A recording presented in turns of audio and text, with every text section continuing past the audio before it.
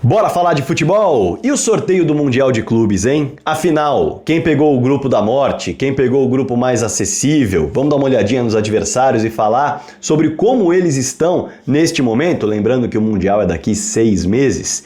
E, claro, a gente vai mergulhar no detalhe dos grupos dos brasileiros. Bom destacar o seguinte antes de começar a análise, tá? Primeiro, nós vamos olhar para o grupo dos cabeças de chave brasileiros, ou seja, Palmeiras, Flamengo e Fluminense. Por quê? Porque o Botafogo viveu uma situação distinta, saiu do pote 3, então não foi a mesma situação dos 3 cabeças de chave. Por isso, vem na sequência a análise em relação à perspectiva do Botafogo nesse Mundial. E elas vão se conversando, as análises em relação aos grupos vão se conversando, porque, evidentemente, todos estiveram no mesmo sorteio. Para começar, vamos falar do pote 2, porque a gente está falando, evidentemente, do pote dos europeus. O Palmeiras deu sorte na sua primeira bolinha.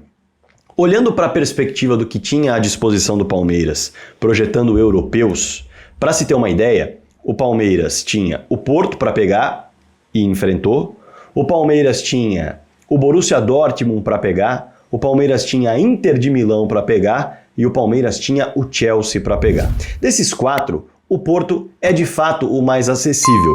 O Porto é de fato aquela equipe que dá a possibilidade de você sonhar com um tropeço, de você sonhar com um jogo mais parelho em relação ao que se vê no futebol europeu. O torcedor ele acaba olhando e falando assim, esse Porto aí, por exemplo, já perdeu para o Moreirense, já empatou com o Anderlecht, já acabou perdendo para o Glint da Noruega. Então, existe uma perspectiva de um Palmeiras forte, organizado, competitivo, brigar pau a pau. Pelo menos não perder o jogo, projetando, claro, uma conta matemática em que consiga vencer os adversários que são mais acessíveis do que o Porto no grupo.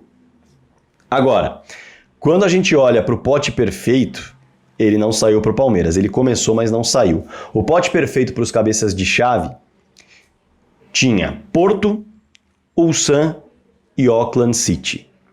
O Porto foi parar no grupo do Palmeiras, o Ulsan foi parar no grupo do Fluminense e o Auckland City foi parar no grupo do Boca Juniors. Nenhum brasileiro pegou o Auckland City, que seria excelente. Aí o Porto eu já disse, né? É o mais acessível entre os possíveis para se enfrentar e por isso o Palmeiras deu sorte nessa bolinha. Nesse caso, o Flamengo acaba dando bastante azar nesse sorteio. No sorteio específico do pote 2. Por quê? Porque a equipe do Flamengo pegou o Chelsea. E o Chelsea é o adversário mais complicado, é adversário de Premier League, tá brigando pelo título da Premier League, tropeça muito pouco, é realmente o adversário mais enroscado que poderia sair para um cabeça de chave, saiu para o Flamengo. O Borussia foi parar no grupo do Fluminense e, na minha concepção, o Fluminense foge dos 2 piores. Os 2 piores para mim, Inter de Milão e Chelsea.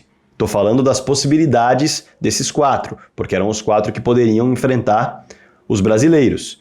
E o River Plate foi o sul-americano que deu o azar de cair no grupo da Inter de Milão. Então, no caso do pote 2, nós podemos dizer que o Palmeiras deu bastante sorte, o Fluminense deu sorte, porque escapou dos 2 piores, o River Plate deu azar e o Flamengo deu muito azar, né? A Inter de Milão é uma pedreiraça, dá menos brecha para sonhar, assim, mas já empatou com o Monza nessa temporada, com o Genoa, e aí o torcedor pode falar, bom, dá para tentar sonhar com um empatezinho. O Borussia Dortmund, praticamente metade dos seus jogos tropeçou. Então ele já permite ao Fluminense, por exemplo, sonhar mais. O Borussia Dortmund perdeu para o Mainz, perdeu para o Wolfsburg, perdeu para o Union Berlin, perdeu para o Stuttgart, perdeu para o Augsburg, empatou com o Werder Bremen. Estamos falando de times da 8ª posição para baixo do campeonato alemão. E aí o Fluminense se reforçando, entrando competitivo, pode sonhar com a perspectiva de um empate. Agora, quando a gente fala do Chelsea, lá atrás tem uma derrota para o Servette e um empate com o Crystal Palace. No mais, os tropeços são contra equipes muito fortes do futebol europeu. Então, dá muito menos brecha para sonhar com uma vitória, mas o Flamengo vai tentar, evidentemente. No caso do pote 3, aí o Palmeiras, que deu bastante sorte no pote 2, eu estou olhando para o lado o tempo todo porque eu estou com as minhas anotações aqui. No pote 3, deu azar. O Palmeiras, que no pote 2 deu muita sorte, no pote 3 deu azar. O Al Hilal seria a principal pedreira desse pote, não tem dúvidas. A principal pedreira, pela capacidade de investimento, por ser um time que recentemente bateu recorde de vitórias no planeta, por ser uma equipe que tem jogadores que estariam no futebol europeu, mas pelo dinheiro estão lá. Então, esse seria o pior possível para um cabeça de chave enfrentar saindo do pote 3. E no fim das contas, foi parar no grupo do Real Madrid. Nenhum brasileiro se complicou com o Al Hilal nessa primeira fase.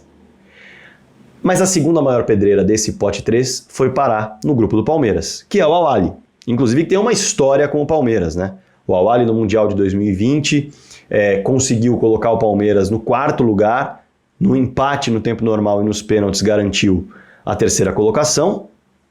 E no Mundial seguinte, o Palmeiras deu o troco, venceu o Al Ahly na semifinal e foi para a final diante do Chelsea. É um time muito chato, muito cascudo, que preserva seus principais jogadores porque, querendo ou não, é o Real Madrid do continente africano.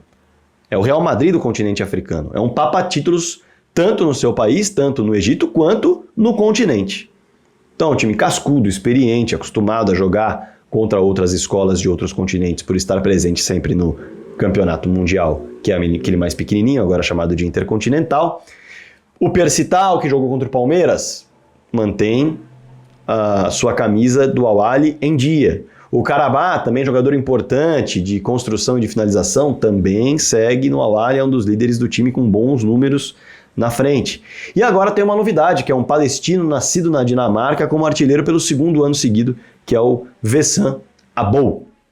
É um Al Ahly complicado, não há dúvida, é o 2º mais complicado do pote 3, foi parar no grupo do Palmeiras. Flamengo e Fluminense, que não tiveram sorte no pote 2, talvez, na verdade, o Fluminense teve sorte, não teve a sorte do Palmeiras, né? Não teve sorte de pegar o Porto, mas pegou o Borussia, não pegou a Inter, não pegou a equipe do Chelsea também, mas comemoraram muito o pote 3, Flamengo e Fluminense.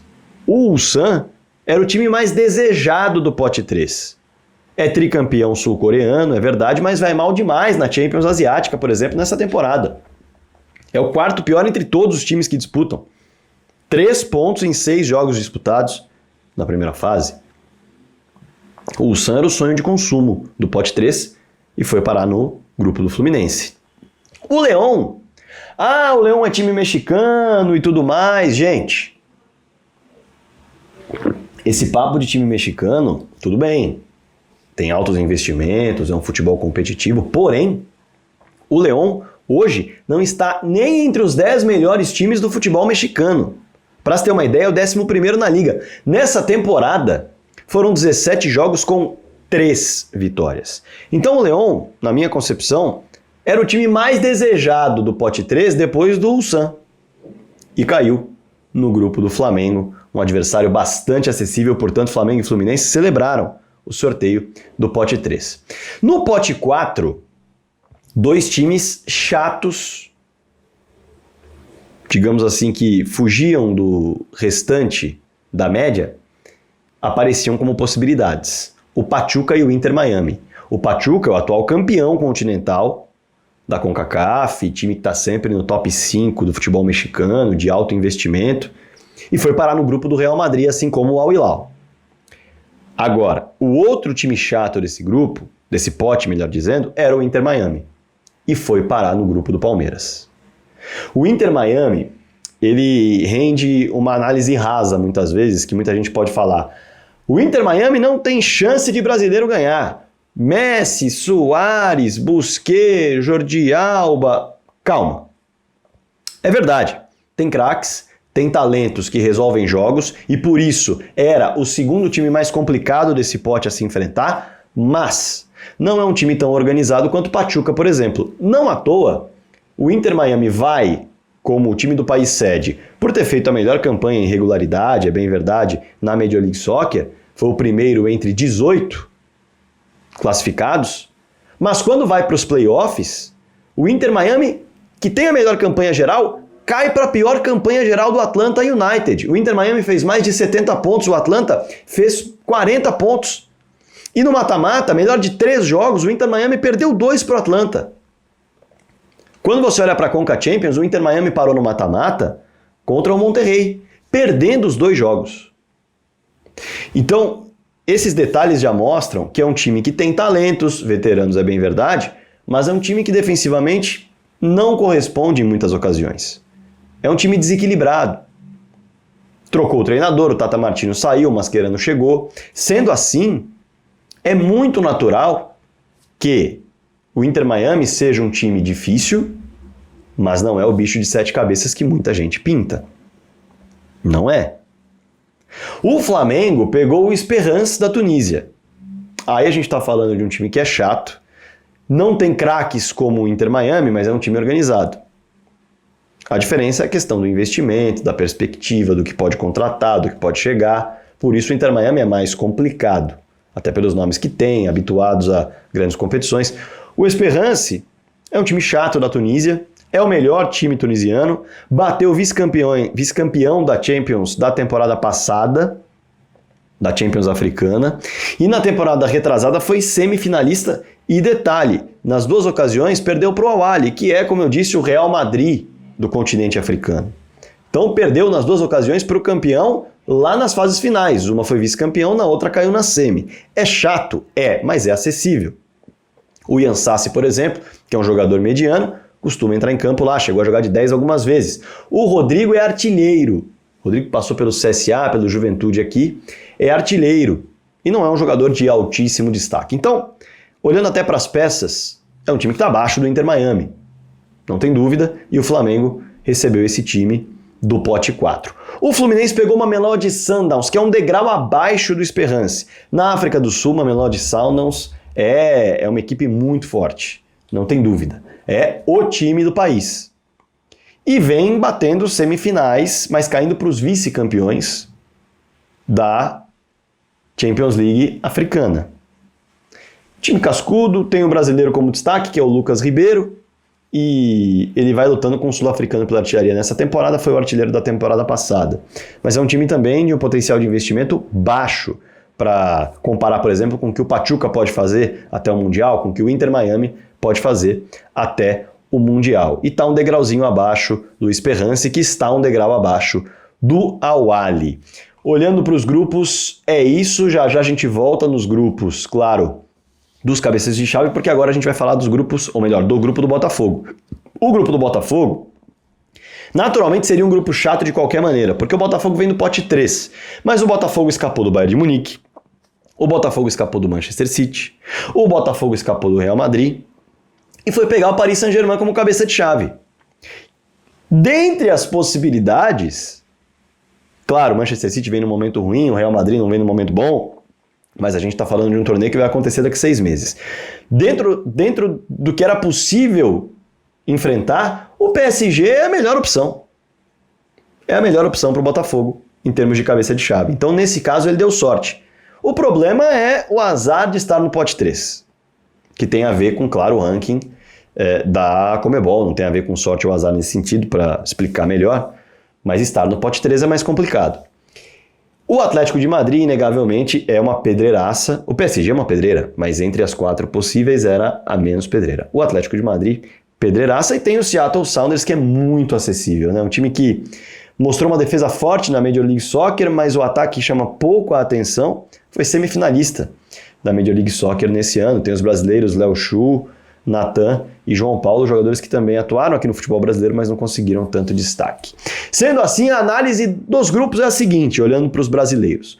O Botafogo tem somente um adversário fraco e 2 desafios muito grandes, o PSG e o Atlético de Madrid, portanto, naturalmente seria o grupo mais pesado para um brasileiro. O Palmeiras tem um grupo muito equilibrado, sem adversários fracos. Não dá para falar que o Inter Miami é um adversário fraco, não dá para falar que o Al-Ahly é um adversário fraco, muito menos o Porto, mas é um grupo equilibrado. Quando você olha para o grupo do Flamengo, o Flamengo tem a maior pedreira entre os europeus, o Chelsea, possíveis ali para pegar no sorteio, mas tem 2 adversários bem tranquilos, o Lyon e o Esperance, o Lyon e o Esperance. São adversários que, olhando para o Flamengo é melhor. O Flamengo é melhor. E o Fluminense deu mais sorte com o seu grupo, porque no pote 2 acabou pegando o Borussia Dortmund, fugiu de Inter de Milão e fugiu também do Chelsea.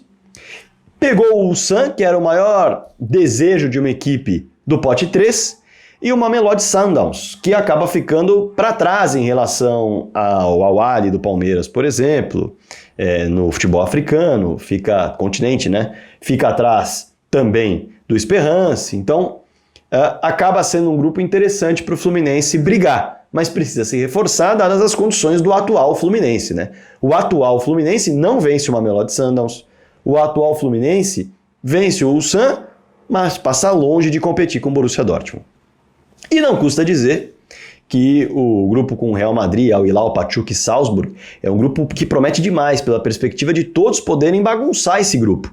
O Real Madrid, pela fase que tá, claro, é aguardar para ver como vai chegar esse Real Madrid, mas é um favoritaço para conquistar esse Mundial, só precisa deixar essa fase ruim para trás.